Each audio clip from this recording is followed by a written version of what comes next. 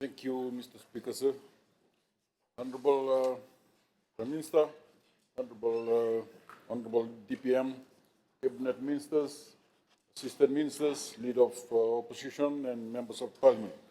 I rise today not only to provide an update on the state of economy, but more importantly to deliver a message of confidence, reassurance, and hope for every Fijian family and businesses. Mr. Speaker, sir, let me begin with a development on the global front. The truth is, the world has faced turbulence, geopolitical tensions, trade wars, supply chain disruptions, and slowing demand in some economies. Yet, despite these challenges, the international outlook has stabilized and momentum is returning. This is important for us because Fiji does not operate in isolation. When the world grows, Fiji benefits. The IMF latest World Economic Output, released in October, revised global growth upwards to 3.2% for 2025 and 3.1% for 2026. These upward revisions reflect stronger than expected performance in advanced economies, driven by targeted fiscal interventions, monetary easing, improving trade flows. This is an encouraging signal for Fiji, Mr. Speaker, sir, given our strong linkages to global markets. Mr. Speaker, sir, across our key trading partners, economic activity has shown resilience. The manufacturing and services sectors are rebounding, while trade prospects remain firm. Even where some moderation has occurred, such as in New Zealand, our deep and enduring partnership ensure that Fiji's economic linkages remain strong and reliable. I must also highlight that in July 2025, the Trump administration announced swift tariff changes affecting nearly 70 countries. Through careful and determined diplomacy, Fiji successfully secured a reduction in our tariff rate from 32% down to 15%. Mr. Speaker, sir, this is no small feat. It is evidence of the coalition government's credibility, determination, and ability to protect Fiji's interests on the global stage. While some of our neighbors have faced steeper tariff increases, Fiji's strong bilateral engagement and proactive diplomacy has placed us in a stronger position to navigate this new environment. This is a clear example of leadership making a difference. Mr. Speaker, sir, this government remains steadfast in its commitment to diversify Fiji's trade partnership, broaden our export markets, and deepen regional integration. Initiatives to strengthen trade facilitation, upgrade infrastructure, and build capacity for our exporters are all underway. We are laying the foundation for longer-term resilience and opportunity. Mr. Speaker, sir, inflation has been a contentious topic, not only at home, but globally after the COVID-19 pandemic. I would like to state that global inflation is stabilizing now after a notable improvement in supply chain, softening commodity prices, coupled with decisive monetary policy action by central banks around the world. Mr. Speaker, two crucial indicators for us as a net importing country: Brent crude oil prices have stabilized at around US $65.07 per barrel in October 2025 from the peak of US $124.4 per barrel in June 2022.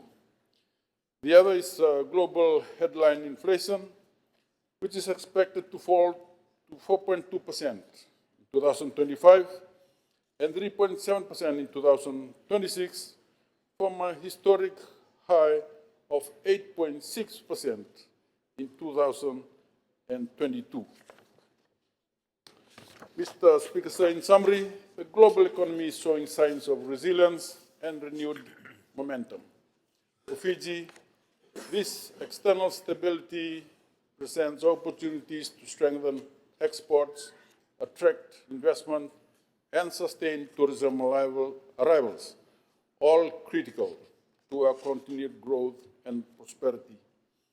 For Fiji, Mr. Speaker, sir, I'm pleased to report that the outlook remains positive, resilient, and full of opportunity. The Macroeconomic Committee has revised Fiji's GDP growth forecast for 2025 upward to 3.4% from the earlier estimate of 3.2%, reflecting the strong year-to-date performance across our major economic sectors.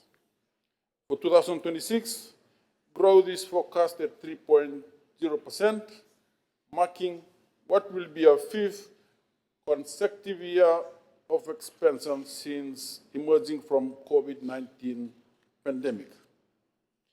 These results reinforce a simple truth. Under this government's steady leadership, the fundamentals of our economy are strong, confidence is returning, and Fiji's economic future remains promising. Mr. Speaker, sir, following the June budget announcement and the clear policy direction set by the government, we are already witnessing a resurgence in economic activity. The confidence-building measures contained in the budget are generating optimism across the economy, from businesses to households, from farmers to investors. Our labor market is improving. We have seen a reduction in resident departures, while foreign workers are arriving to support key industries, which shows growing confidence in local job opportunities. FNPF membership registration rose around by 2% in September 2025 compared to the same period last year, while total wages and salaries also rose by 9.4% in the year, signaling stronger job creation and income growth. Tourism remains a cornerstone of our recovery, Mr. Speaker, sir. Visitor arrivals cumulative to October are higher by a marginal 0.1% compared to the same period last year. This is despite the competitive global travel environment. Hotel occupancy, tourism earnings, and broader industry performance all point to sustained strength. Beyond tourism, expansion is evident in electricity generation as well as in timber processing. Mr. Speaker, sir, this government is committed to further develop tourism and other resource-based sectors through targeted support, investments, and partnership with industry stakeholders. We recognize that tourism is not just about numbers, it's about sustainable growth that benefits communities across the country and preserves our environment and showcases the unique Fijian spirit to the world. Mr. Speaker, sir, we continue to see strong consumption activity driven by rising household income, increased remittance inflows, continued strength in tourism, and higher government spending on key programs and infrastructure. These factors are creating real benefits on the ground for Fijian families and businesses. Cumulative to October, new consumption-related loans, a leading indicator of consumption activity, rose by 28.5% from the same period last year. Other latest partial indicators of consumption, such as net VAT collections, increased by 0.5%, and vehicle registration by 23.2% in the review period. Investment activity is also gaining traction on the back of rising construction activity. Cumulative to June, value of work put in place rose by 12% on an annual basis, Some of the major projects currently under construction include tourism-related projects, upgrade to our airport infrastructure, housing developments, and major road improvements across the country. These projects not only create jobs, but also lay a solid foundation for sustained economic growth and improved quality of life in years to come.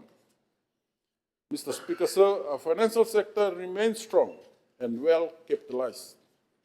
Commercial banks have reported rising profitability amidst declining non-performing loans, while credit growth continues at a healthy 9.8% in October, with historical low interest rate fostering an environment conducive to business expansion and entrepreneurship. The Reserve Bank has maintained an accommodative monetary policy, which will provide further impetus to investment and growth. Liquidity levels remain strong, standing at 2.1 billion as at November, ensuring ample funds are available to meet the needs of our economy.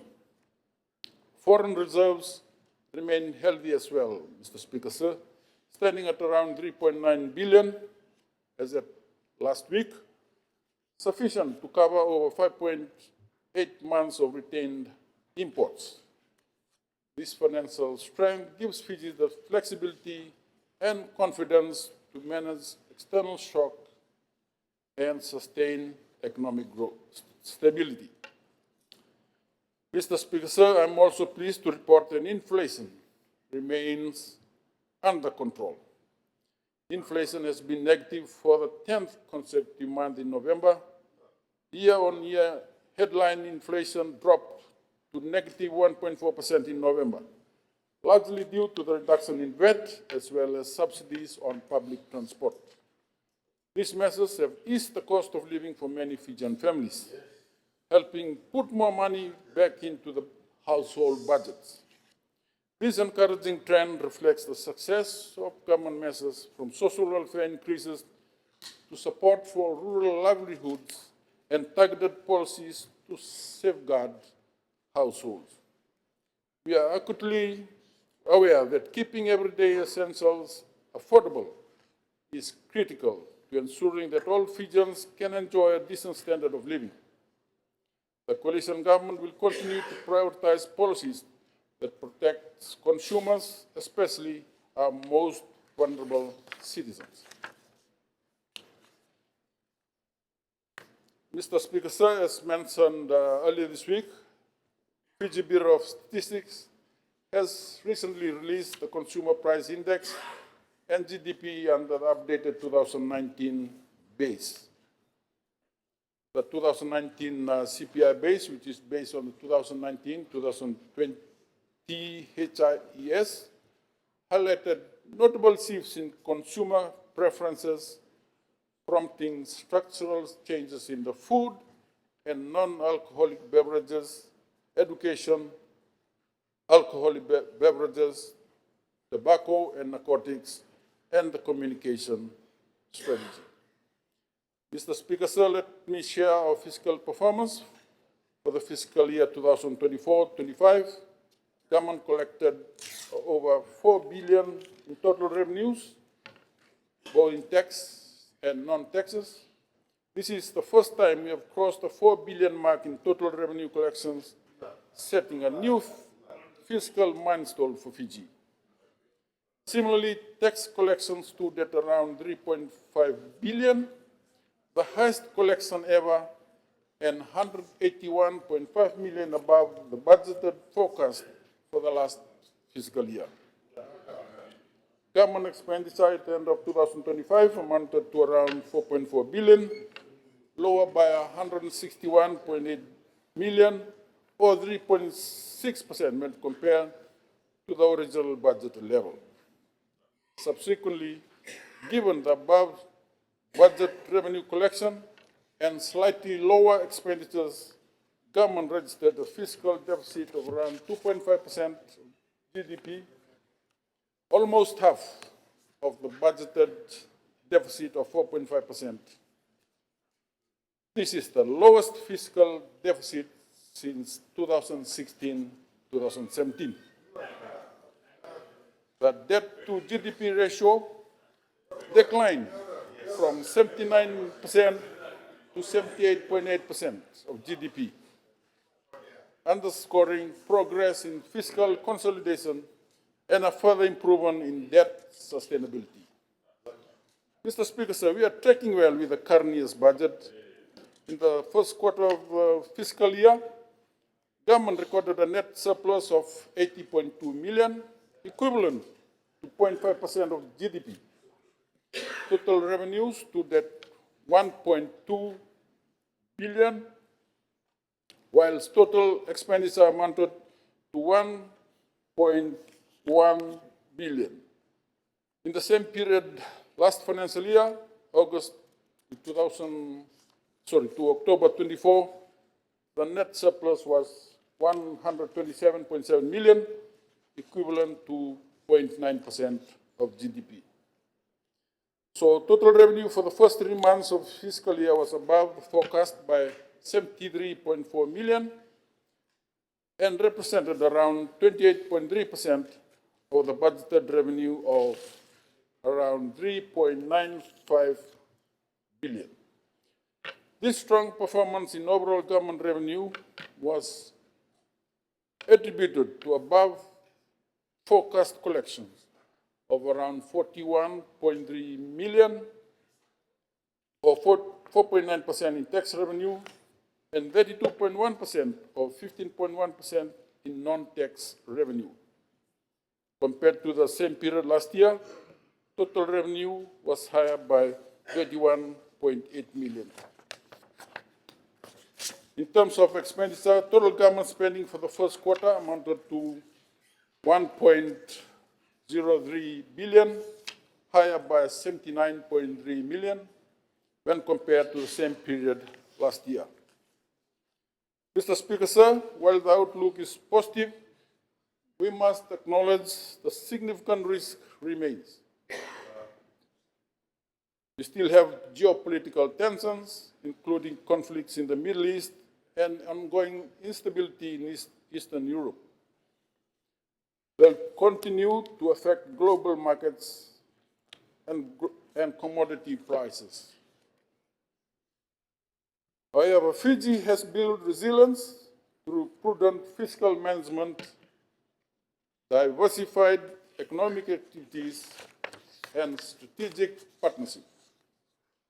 Our government is actively monitoring these risks and will respond swiftly with targeted measures to protect our economy and safeguard the well-being of our people.